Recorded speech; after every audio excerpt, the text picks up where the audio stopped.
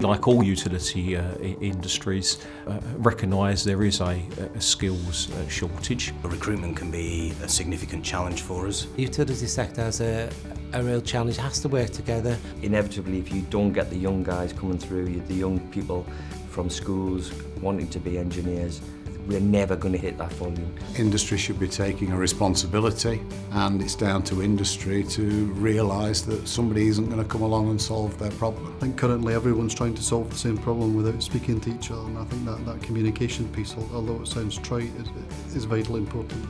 So over the last 5 years we've had a great deal of very experienced people leave the industry. Now we're facing this sort of, this hole really of, and there being a shortage. So if there's major projects being undertaken in the sector, we suddenly see shortages of available resource. When projects release people, there's a glut.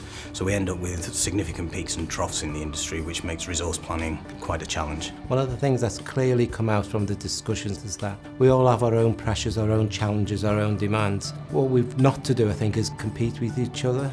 I think we need to also connect with other influencers like EOS, the Sector Skills Council. I think they need to understand our pressures, and they've really got to act, on our behalf. I don't think we can wholly rely on apprenticeships, but I think it needs to be one of a number of strands that we have to explore to enable us to deliver this volume. There's too many people going and doing university education, tertiary education, that would be probably a lot better off doing a vocational qualification, both for themselves and for the country. Develop Training as a training company see a lot of our clients all facing the same challenges, and so we felt it was both in our interests and potentially in the interests of a number of our clients and contacts around the industry to bring people together to actually discuss these issues, establish what the commonalities are, and see how we can go about trying to tackle the situation for the greater good, I suppose.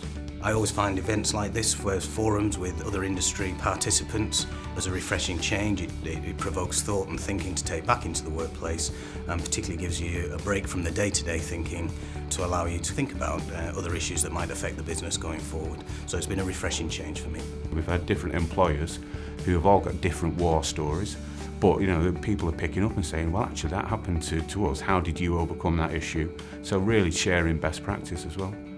This is about actually understanding what they want, and about us as a business, about Develop Training, tailoring our offering to meet their requirements.